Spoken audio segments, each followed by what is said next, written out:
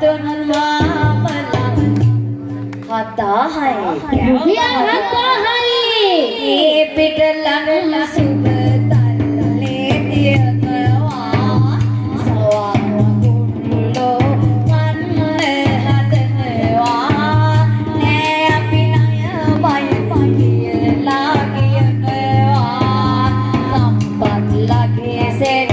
එක අදෙනවා එයා නේද නෝනාද කිමගේ එක්කෙනා එයා නේද නෝනා අද කිමගේ එක්කෙනා තමයි මේකේ අයිතිකාරයා සම්පත් හොයා තමයි මේක ගන්න රුපියල් 7000යි මහතුන් මාමලාගේ සෙට් එක කෑව දානවා මහතුන් අයියලාගේ කැන්සි කෑව දහනවා රුපියල් 7000 දානකොට ගුරු මණ්ඩලේ සල්ලි ඉවර චූටි ටීචර් ටික මොකද කියන්නේ රුපියල් 7000යි ගුරු මණ්ඩලේට කට උත්තර නැහැ නේද අහනවා අර සම්පත්ලගේ සෙට් එක තමයි ඔය කියන්නේ